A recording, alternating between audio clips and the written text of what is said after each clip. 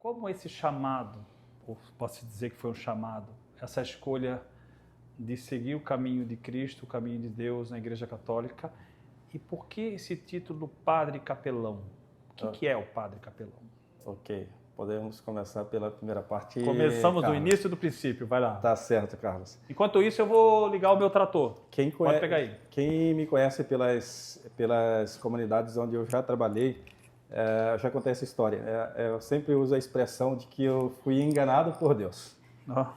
Eu falo essa expressão que eu fui enganado por Deus porque eu como sacerdote católico, eu pertenço a uma congregação chamada Congregação do Santíssimo Redentor, ou Missionários Redentoristas, que aqui no Brasil administram grandes santuários, como o Santuário de Nossa Senhora Aparecida em São Paulo, Santuário do Divino Pai Eterno, e alguns santuários de Nossa Senhora do Perpétuo Socorro. Aqui mais próximo tem o Santuário de Curitiba, Nossa Senhora do Perpétuo Socorro, que tem um afluxo de pessoas muito grande. E naquela época, os missionários redentoristas estavam pregando missão no interior do Maranhão. Naquela época, 98, 97, 98, por aí. Antes de sair do Maranhão? Antes de eu sair do Maranhão. Eles estavam pregando missão na minha paróquia. E as irmãs do Imaculado Coração de Maria decidiu por apresentar esses padres a um grupo de jovens da paróquia. Sim. Entre os quais eu estava. E eles eram missionários redentoristas pertencentes a duas frentes missionárias, ou seja, dois locais de missão da congregação. Uma que ficava em Fortaleza, no Ceará, e outra que ficava em Belém do Pará. A minha cidade era muito mais próximo de Belém do que de Fortaleza. Então nós pensamos assim, vamos para Belém, que é mais perto, e caso alguma coisa não dê certo, fica mais fácil de a gente voltar para casa. E nós fomos para Belém.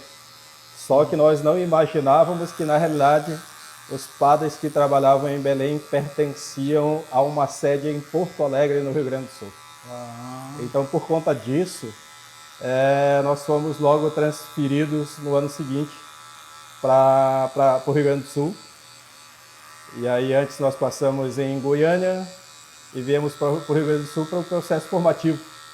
E de lá não conseguimos mais voltar para o Maranhão. É por isso que eu me tornei padre aqui no Sul e trabalhando quase que exclusivamente aqui no Sul. O seminário aqui no Sul? Em Porto Alegre, Rio Grande do Sul.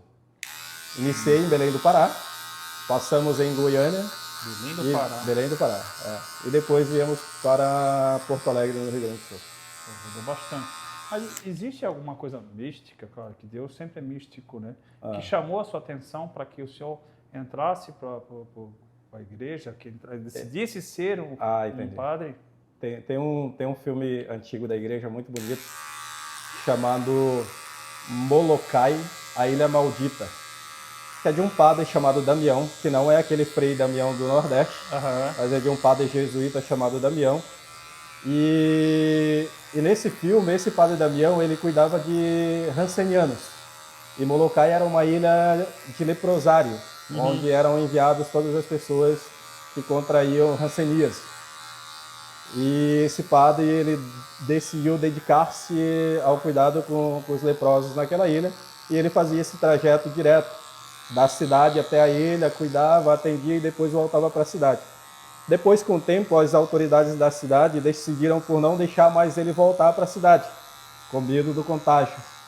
E esse padre Damião, então, ele contraiu hanseníase, ele permaneceu na ilha isolado, ele faleceu, e quando ele faleceu, automaticamente o corpo dele desapareceu todas as manchas e todas as feridas da lepra, de modo que o corpo dele ficasse intacto, como se ele nunca tivesse tido a doença.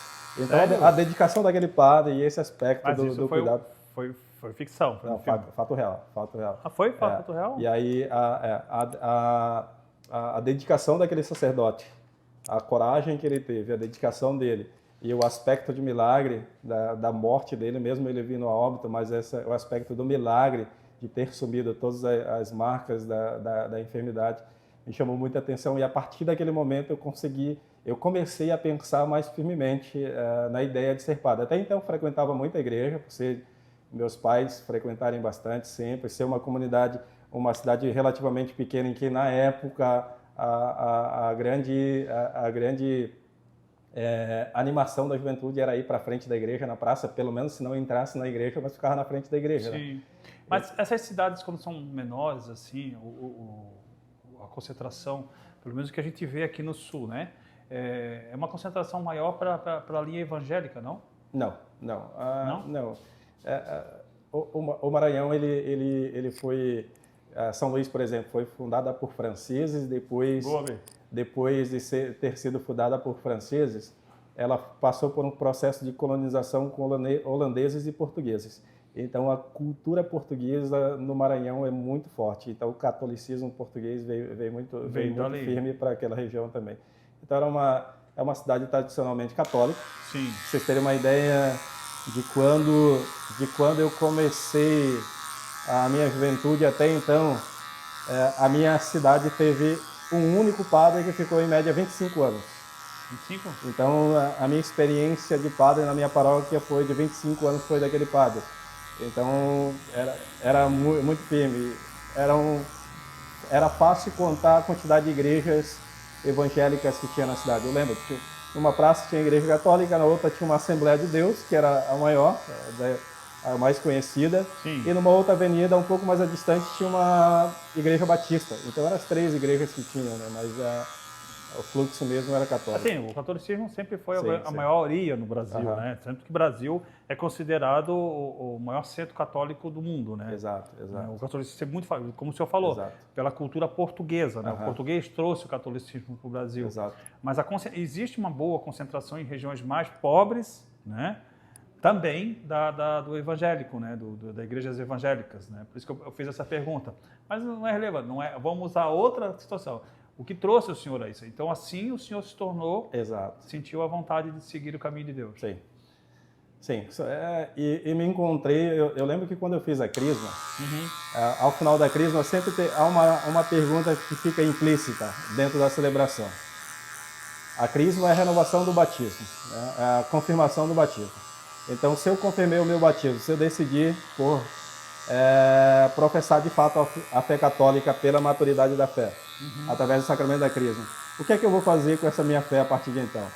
Então eu decidi naquele momento seguir com 2 aspectos da vida cristã, que era me tornar missionário e atuar dentro da pastoral vocacional. Penso que eu consegui as 2 coisas. Logo em seguida eu adentrei para uma congregação de padres missionários, os missionários redentoristas, e abracei a vocação, que é a vocação do sacerdócio, e depois me abriu as portas para que eu exercesse o meu sacerdócio de forma missionária em uma outra frente da igreja pouco conhecida. Fica na primeira pergunta que tu me fez, né? Sobre o que seria um capelão. Exatamente. Essa é uma frente missionária da igreja pouco conhecida, né? A nível de Brasil, a nível de mundo e mesmo dentro das corporações, sobretudo nas polícias militares. Né? A figura do capelão. O capelão seria rege... o capelão? Por favor, desculpa, pode falar. Não. O que rege é o militarismo, né? O capelão ele vai direcionado ao militarismo, é isso? Exato. Estudei. Há uma lei no Brasil que na realidade, ela foi um acordo federativo entre a Santa Sé, ou seja, entre o Estado do Vaticano e o Estado brasileiro. Essa lei é regida pela Lei 6923. Nessa lei, os 2 estados fazem um acordo de cooperação, qual seja, que a Igreja Católica iria dispor de sacerdotes para fazer atendimento preferencialmente aos militares, às pessoas em aquartelamento e aos civis que estavam a serviço dentro dos quartéis, entre eles as escolas militares, os hospitais militares e as forças armadas e as forças auxiliares, as forças auxiliares são o Corpo de Bombeiros e Polícia Militar. Então, a partir desse acordo, é que o início, pela expressividade da Igreja Católica, esse acordo foi firmado entre Igreja Católica e Estado brasileiro. Depois, com o crescimento das igrejas evangélicas, se abriu também o serviço de capelão para pastores evangélicos, que hoje também nós temos pastores evangélicos que são capelães aqui na Polícia Militar, no Exército Brasileiro, na Marinha do Brasil, na Força Aérea Brasileira e em alguns estados temos também nos corpos de bombeiros militar, Brasil afora e mundo afora também. Que legal. Eu não sou evangélico, não Ok. sou isso, nem eu não defendo nenhuma bandeira religiosa ou bandeira política, mas eu acho legal essa diversidade, Exato. essa abertura para que todos possam seguir o caminho que se achar melhor, né? Muito Exato. legal isso aí. É mais importante, Carlos, que o público do Papo de Salão e todos aqueles que conseguem nos ouvir, eles consigam compreender uma coisa: os capelães eles não estão dentro das Forças Armadas a nível de conversão. Eles não estão dentro das Forças Armadas, dentro das polícias militares para converter os militares a essa ou aquela religião. Eles estão à disposição dos militares. O que é que a lei previa? A lei previa, por exemplo, originalmente ela foi criada para as Forças Armadas, né? Exército, Marinha e Aeronáutica. Então, o que é que essa lei previa? Bom, não é de bom grado que os militares, por força dos seus serviços, eles fiquem privados de participar das suas comunidades religiosas, uma vez que eles vão estar em missão no exterior, em missão de treinamento, em missão de paz ou em situação de guerra, e por conta do seu trabalho eles não consigam participar das suas comunidades religiosas. Então o que a igreja faz?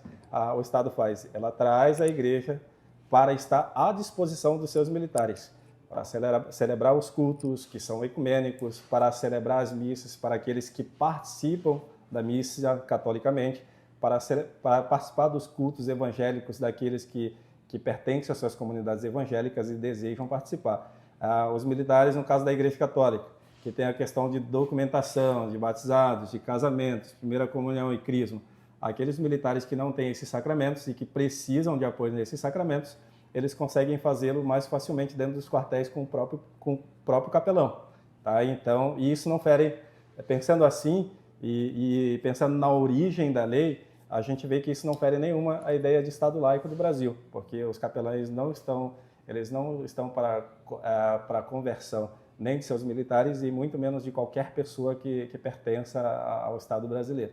Mas eles estão à disposição para aqueles que livremente desejarem buscar os atendimentos para o seu líder religioso da fé a qual ele professa. No meu caso, como padre dos católicos, que são policiais militares ou bombeiros militares, que precisam do meu atendimento, eu estarei sempre à disposição deles.